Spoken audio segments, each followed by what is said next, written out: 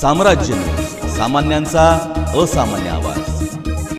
राज्यात काही दिवसांपासून आत्महत्या आणि हत्येचे सत्र सुरूच आहे।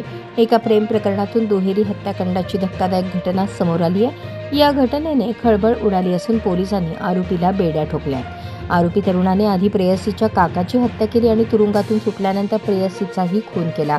रायगड जिल्ह्यातील रेवदंडा पोलीस स्टेशनच्या हद्दीत असणाऱ्या अलिबाग तालुक्यातील दिवीवाडी गावातील अर्चना नाईक वय 36 हत्या करण्यात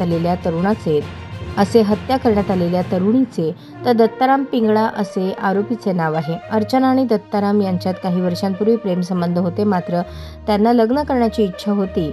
मात्र अर्चनाच्या काकांनी या नात्याला तीव्र विरोध केला। त्यांनी अर्चनाचे लग्न दुसऱ्या व्यक्तीशी लावून दिले। याचा राग मनात धरून दत्तारामने अर्चनाच्या काकांची हत्या केली होती आणि या गुन्ह्यासाठी त्याला तुरुंगवासाची शिक्षा झाली होती। त्यानंतर काही दिवसांनी तुरुंगातून सुटल्यानंतर दत्तारामने पुन्हा अर्चनाला भेटण्याचा प्रयत्न केला। तो तिच्या आईच्या घरी गेला आणि पुन्हा नातेसंबंध सुरू करण्याबाबत विचारणा केली, मात्र अर्चनाचे लग्न झाले असल्याचे सांगत त्यांनी नकार दिला।